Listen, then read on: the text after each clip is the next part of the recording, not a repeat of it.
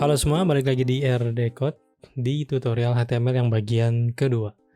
Nah, dimana tadi kalau misalnya teman-teman ingat di bagian pertama kita membahas terkait struktur, bagaimana penulisan dan ketentuan terkait atribut dan juga lain-lainnya teman-teman ya, perkenalan lah.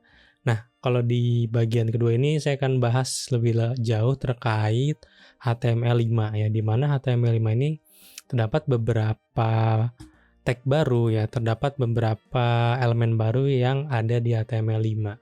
Oke, sebelum itu teman-teman ada sedikit pembahasan kembali terkait form elemen ya. Di sini kemarin saya lupa membahas terkait value. Jadi kalau misalnya di form itu, misalnya di sini ya, saya akan kasih atribut namanya value dan akan saya kasih namanya rdcode. Oke, saya save. Nah, props ini yang akan nanti ngeset nilai yang ada di sini ya, nilai yang ada di elemen tersebut gitu. Misalnya juga di sini, misalnya rdcode@gmail.com. Nah, otomatis atribut dari email itu, atribut value dari email itu bakal bernilai rdcode@gmail.com ya kan. Nah, si atribut value ini yang nanti akan dikirim atau yang nilainya bakal dibaca dan dikirim ke server untuk proses selanjutnya ya, bisa untuk dimasukin ke database atau lain-lain. Nah, atribut value ini juga penting untuk beberapa elemen, misalnya itu kayak di option ya yang bentuknya banyak. Nah, di sini akan saya tunjukkan bahwa ada value. Yang pertama ada mie goreng ya, misalnya mie underscore goreng, atau saya ini aja mie goreng. Ada juga yang namanya nasi goreng. Ada juga yang namanya bakso goreng. Nah, ini apa bedanya value sama yang ada di sini? Jadi nanti pada saat kembali lagi pengiriman data ke server, data yang dikirim adalah yang di atribut value ini gitu, bukan yang ada di label ini. Jadi misalnya di sini akan saya coba ganti misalnya mie underscore goreng, dan di bawah juga akan saya ganti nasi underscore goreng dan bakso underscore goreng. Bakso underscore goreng ya. Nah, maka nilai yang akan dikirim kepada server atau kepada handling si form ini ya, yang ada di action ini adalah yang berada di atribut value ini. Mie underscore goreng, nasi underscore goreng, juga bakso underscore goreng. Jadi untuk yang mie goreng ini yang sebelah kanan tidak akan dikirim karena ini hanya sebagai tampilan di website saja. Begitu juga dengan nilai-nilai elemen yang bentuknya checkbox teman-teman. Di sini harusnya kita kasih value ya. Misalnya value ya, di sini futsal, di sini main game, misalnya main underscore game, di sini juga traveling. Oke, ini ID-nya tidak sesuai ya, saya hapus aja. Oke. Nah, jadi sebenarnya di sini value itu bakal dipakai, termasuk juga di radio ya. Di sini juga harusnya ada nih value ya. Terus di sini saya sebutnya laki-laki. Kalau di sini saya sebutkan itu perempuan ya, perempuan. Oke, seperti ini teman-teman. Jadi ini hanya menambahkan sedikit di bagian form, di mana value ini yang nantinya akan dipakai atau nilainya ini dikirim ya. Jadi ketika nanti input suatu form atau suatu form ini diisi, maka nilai atribut dari value itu sesuai dengan apa yang ada diisi di sini. Dan ini juga value berguna untuk membuat atau mendeklarasikan nilai-nilai di elemen seperti select, radio button, ataupun di checkbox. Oke teman-teman, itu aja terkait value ya. Nah, sekarang kita akan masuk ke bagian-bagian yang baru dari HTML5. Jadi salah satu yang baru itu, bukan salah satu ya, cukup banyak yang baru terkait tag-tag HTML ya. Nah, apa aja sih? Jadi kalau teman-teman lihat di sini sebenarnya udah ada yang baru nih dari section ya. Nah, section ini merupakan tag yang baru di HTML5. Kalau misalnya, bentar saya akan bikin seperti ini ya.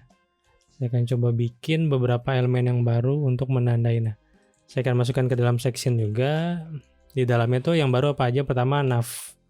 Nav itu yang berfungsi untuk sebagai navigation, biasanya diletakkan di bagian atas ya, bagian top bar gitu. Nah ini juga baru teman-teman di HTML5. Terus ada yang namanya header. Header ini biasanya untuk ngasih judul-judul di suatu section tertentu, bisa juga kayak di postingan atau di bagian lainnya. Lanjut lagi ada namanya komponen main ya. Komponen main ini sebenarnya kalau secara umum biasanya untuk ngejelasin konten utama dari website ya. Misalnya ada navigation, ada header atau judul. Nah, main ini yang biasanya kita letakkan kontennya. Kayak konten apapun, bisa teks, bisa konten utama. Misalnya suatu website itu menampilkan konten utamanya video ya. Berarti di sini nanti di dalam main ini akan ada berisi list-list dari video yang ditampilkan gitu kan. Bebas sih. Jadi emang untuk konten utama lah gitu. Terus ada lagi section ya. Section ini kita untuk membuat ya bagian-bagian yang yang terpisah gitu, bagian tertentu yang memang kita pisahkan. Misalnya ada section popular, section latest post gitu kan. Nah, seperti itu.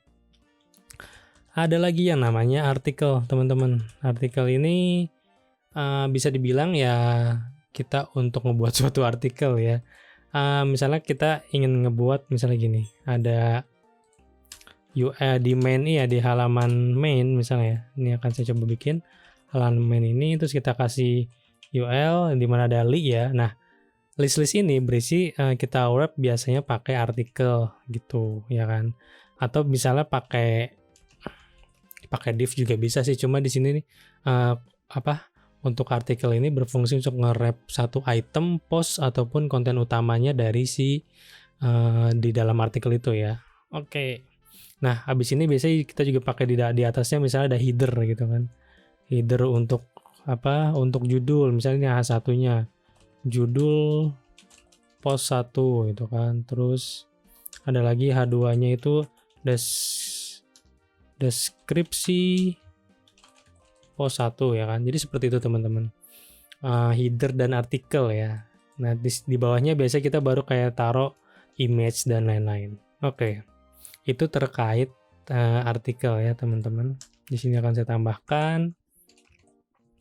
Lanjut lagi tuh ada footer. Nah, footer ini yang saya letakkan di bagian bawah sebenarnya juga merupakan elemen baru atau komponen baru yang ada di HTML5. Oke.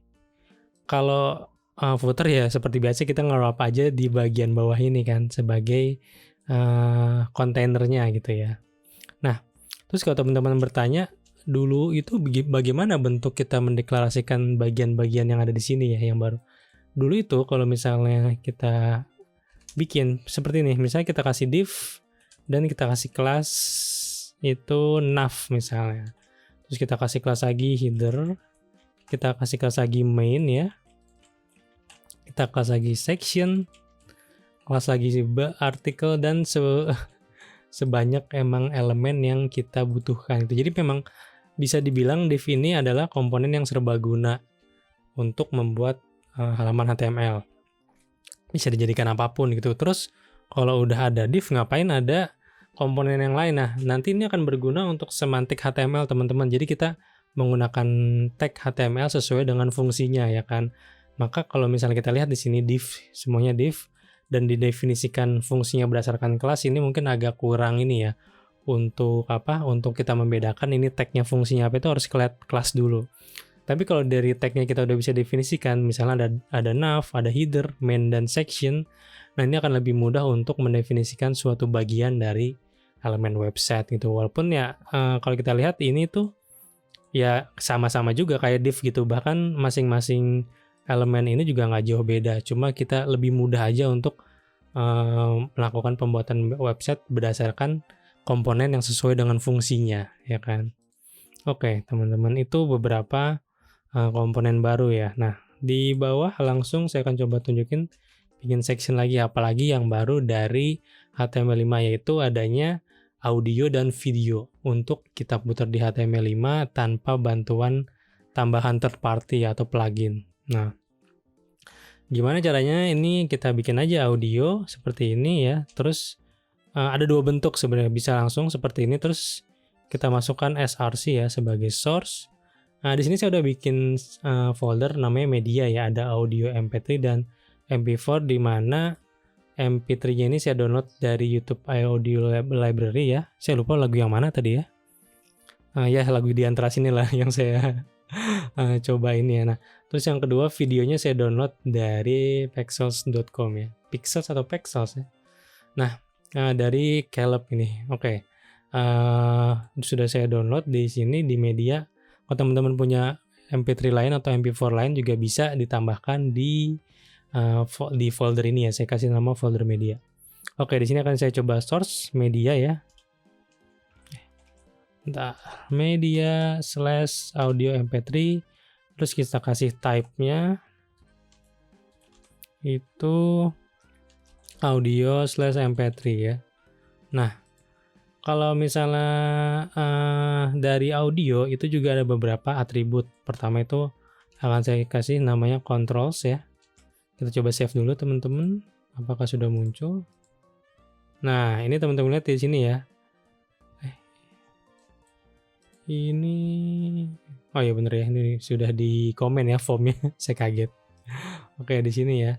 Nah, kalau kita lihat di sini nanti ada apa? Ada bentuk controls untuk kita play audionya gitu kan. Ini kalau misalnya kita play ya langsung di play teman-teman. Mungkin nanti saya sekaligus masukin audionya aja ya. Nah, ini udah bisa kita play gitu kan. Terus ada beberapa atribut lainnya itu seperti misalnya autoplay ya. Terus ada mute misalnya, ini kalau mute gitu kan. Sama satu lagi place inline. Nah, inline, oke. Misalnya saya coba ini ya kan. Nah, ini beberapa apa? Jadi beberapa atribut dari sini itu nanti untuk apa namanya? Untuk melakukan konfigurasi ya, kayak autoplay, ada place inline gitu dan lain-lain. Dan di beberapa browser kadang harus ada ketentuan teman-teman, misalnya mau autoplay itu harus ada mute dulu baru dia bisa autoplay dan lain-lain. Oke. Ini kalau misalnya udah nanti ya tinggal di ini aja, tinggal dipakai atributnya sesuai dengan kebutuhan. Oke. Bentuk yang kedua teman-teman juga bisa bentuknya seperti ini. Misalnya, nah di sini teman-teman bisa dengan masukin yang namanya source. Ya, langsung saya tutup aja di sini dan kita pindahkan bagian source dan type-nya. Seperti ini ya. Bentar, kita coba save. Oh ya. Ini teman-teman bisa di sini ya, kalau saya kasih mute ya, dia otomatis lambang suaranya ini atau pengerasnya langsung dicoret ya. Kalau misalnya mute-nya saya hilangkan, nah ini langsung seperti biasa gitu kan. Nah, ini akan saya coba play dengan format yang source. Ini masih jalan teman-teman ya. Oke, ini audio. Nextnya itu ada juga yang namanya video teman-teman. Ya. Video tidak jauh beda dari audio. Untuk deklarasinya juga sama, tadi bisa dengan bentuk yang awal ya. Langsung kita masukkan source-nya di tag video ataupun akan saya masukin dijadikan source aja teman-teman. Sini saya akan coba namanya video.mp4. Ininya type-nya video. Ini mp4. Oke. Sip, saya coba save. Terus jangan lupa kita coba ini copy. Dan akan saya coba kasih mute ya. Kenapa di mute? Nah ini nih. Oh ya saya lupa. Jadi bagian video juga kita bisa langsung ngasih width-nya ya. Misalnya width-nya 320, height-nya 240 pixel ya. Kita coba save. Nah ini teman-teman bisa lihat dia langsung autoplay ya. Ini saya juga bingung sih, audio tuh nggak autoplay ya. Mungkin ada ketentuan tertentu dari browsernya teman-teman supaya bisa berjalan nih. Saya contohkan bahwa kalau si autoplay ini mute-nya saya hilangkan, maka di bagian ini dia nggak akan jalan sendiri kan. Nah seperti itu. Jadi tadi ada beberapa ketentuan browser yang memang mengatur terkait ini dia autoplay-nya. Oke. Nah tadi coba saya mute dulu dan saya kasih atribut baru namanya loop. ya. Nah, kalau loop ini akan berguna untuk yang looping ya. Dia akan berulang-ulang terus sampai nanti apa namanya? Sampai nanti terus-terus tuh kan. Akan terus mengulang. Nah, bisa teman-teman juga nggak pengen nih ada apa? Nge-embed aja ya, nggak pengen ada controls-nya ya. Hilangkan saja controls-nya. Jadi dia nggak ada navigasi untuk ngecilin volume atau untuk dia apa namanya? Ngatur seek and ininya ya, kita lewati atau kita menuju ke menit-menit tertentu. Oke, itu audio dan video. Nextnya itu saya akan bikin section baru nih karena agak lebar ya. Apa yang baru lagi adalah iframe ya. Iframe ini kita bisa nge-embed satu halaman full HTML ya. Saya akan coba berapa ya, 480 mungkin. Height-nya itu 720 ya. Untuk ini iframe untuk kita nge-embed satu halaman full HTML. Nah, di sini kita akan kasih source-nya dulu ya. Ada juga sama title-nya itu. Title. Misalnya halaman YouTube.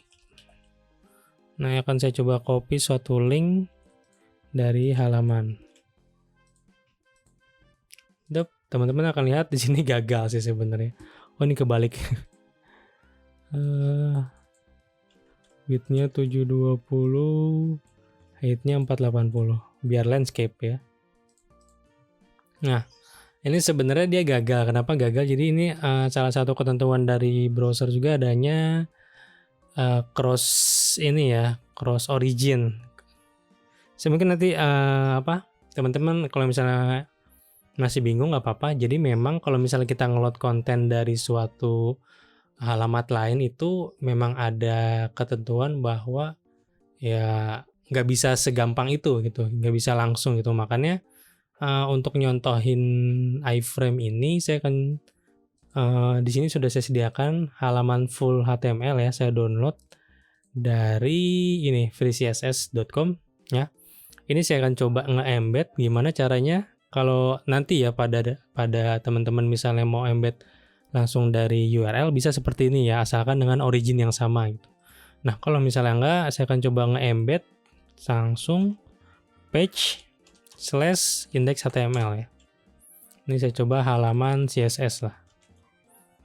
Saya coba save, kita coba lihat di bagian sini.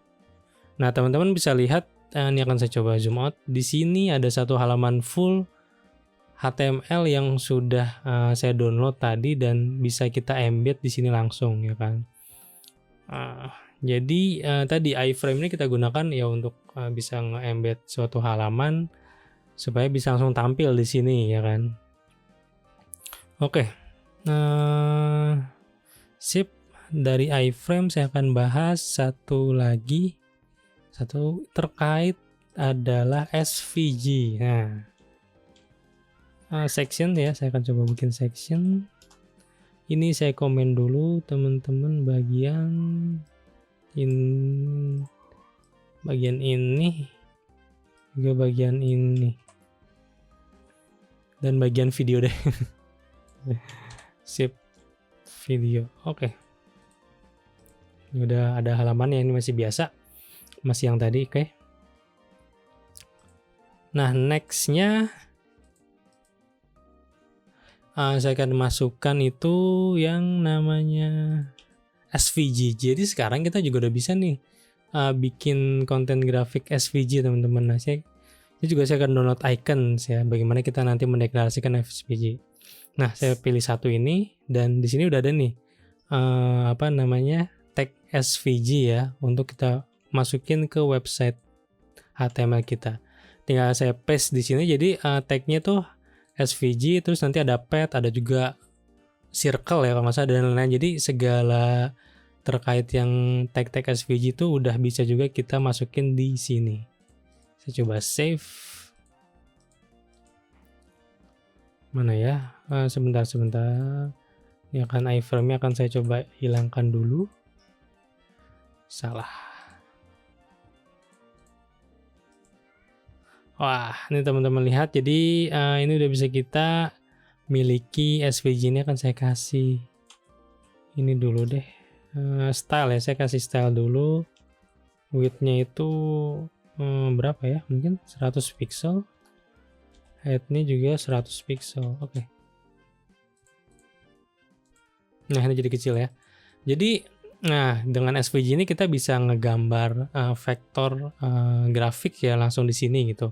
Dengan beberapa tag kayak pet, ada nanti juga banyak sih pet-pet dari si SVG yang bisa kita terapkan di sini. Di sini akan saya coba cari beberapa pet atau beberapa elemen untuk SVG teman-teman. HTML SVG ya. Nah di sini kalau teman-teman lihat tadi contoh yang saya download dari icon ini, kita hanya memakai pet ya di sini. Sebenarnya banyak lagi yang bisa kita pakai, kayak misalnya di sini ada mana ya? Ada contohnya kayak kita pakai circle di sini ya kan. Terus ada lagi kita pakai rectangle. Misalnya ini saya coba copy dulu ya, SVG. Di sini saya coba save, terus saya pakai lagi yang rectangle. Ya. Kita coba save. Nah, ini kan jadi bentuknya seperti ini ya. Nah, jadi nanti mungkin harus emang diekspor lebih lanjut terkait si SVG ini. Dan juga kalau misalnya kita lihat, ini juga kita bisa apply beberapa styles, misalnya kayak di sini ada fill, ada stroke dan lain-lain. Jadi tetap untuk CSS juga bisa kita masukin ke dalam elemen-elemen atau komponen HTML dari si SVG ini teman-teman. Dan dari sini kita ke bagian terakhir yang komponen baru, yaitu adanya namanya itu canvas. Jadi kalau teman-teman ini juga masih terkait dengan graphics ya. Jadi selain tadi ada SVG kita masukin sini, kita bisa juga pakai canvas untuk menggambar sesuatu. Tapi kalau untuk canvas ini dia harus dibarengi pakai pakai JavaScript gitu, nggak cuma HTML. Kita harus ngeset beberapa beberapa sintaksnya gitu. Ini coba akan saya copy dulu seperti ini ya. Dari yang ada di sini, kalau teman-teman lihat ini belum ada apa-apa ya, cuma ada ini. Nah, kalau kita mau bikin line, nah teman-teman bisa lihat bahwa di sini kita butuh yang namanya itu JavaScript ya kan. Nanti mungkin akan kita bahas di lain sesi ya terkait JavaScript. Jadi ini tadi kita bisa initiate canvasnya ya, canvas sebagaimana kita untuk melukis mungkin. Nah, tapi untuk kita ngebuat suatu objeknya dibantu nanti pakai JavaScript. Ke teman-teman apalagi ya yang baru? Kayaknya sih udah sih. Mungkin ya masih banyak yang belum saya tidak akan bisa bahas semua gitu. Balik lagi nanti teman-teman bisa explore sesuai kebutuhan ya kan. Tips dari saya memang nggak harus dihafalkan semua untuk segala komponen dan elemen HTML, tapi setidaknya teman-teman tahu untuk hal-hal yang umum ya, untuk elemen-elemen yang umum yang emang sebagai common elemen yang bisa sering dipakai untuk HTML, untuk kita ngebangun website kayak tulisan, kayak image, apalagi ya, kayak tadi ya bagaimana kita ngatur list, form gitu kan. Nah itu yang paling penting sih. Jadi kalau selebihnya yang memang teman-teman jarang gunakan bisa dipelajari lebih lanjut sih. Dan tadi teman-teman juga bisa lihat bahwa salah satu website ini ya namanya W3 Schools ya.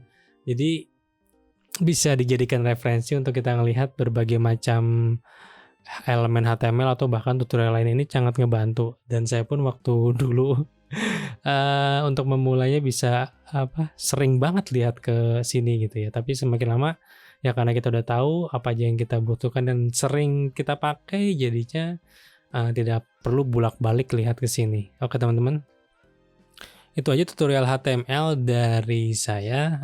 Ini emang tidak banyak untuk seri tutorial ini, hanya 2 episode aja. Mungkin kalau emang nanti ada ekstras ya saya bikin mini video atau single video aja untuk HTML ini. Oke teman-teman, terima kasih. Cukup sekian tutorial HTML. Semoga bermanfaat dan sampai berjumpa di seri tutorial berikutnya.